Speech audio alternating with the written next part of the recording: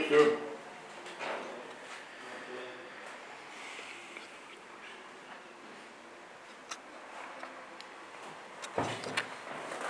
Вот, обойди тут, на, посмотри.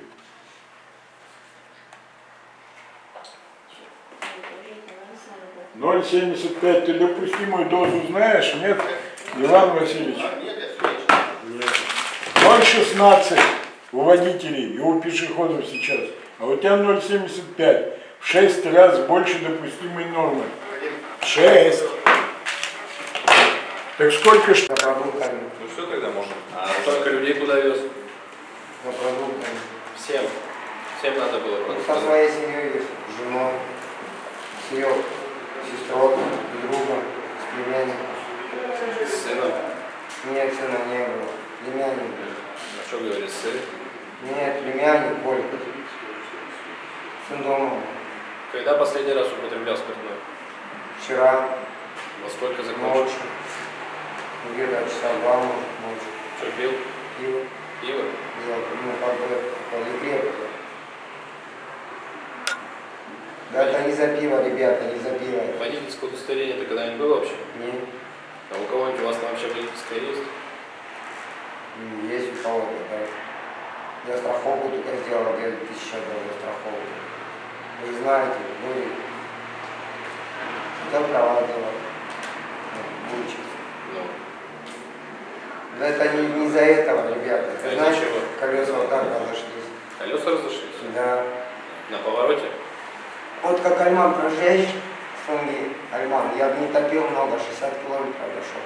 И колесо прямо вот так, джун встало, и меня начало вот так кидать, блин, я никак не мог поверить, никак. Меня начала кидать, потом начала вот так, 3 раза. И вот точно.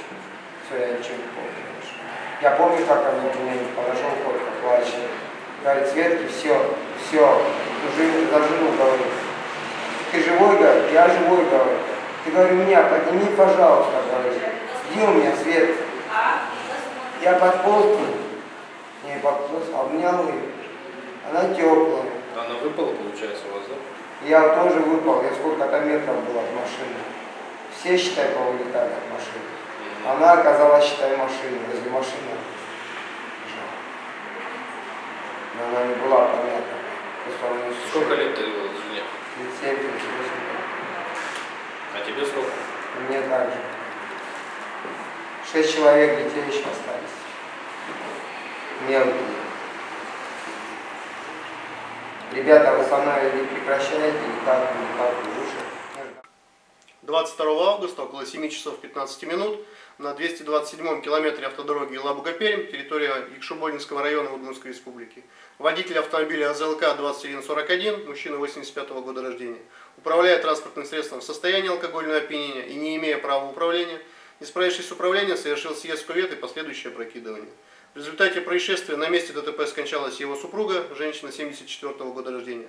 Сам водитель и 3 его пассажира получили травмы и были доставлены в медицинское учреждение.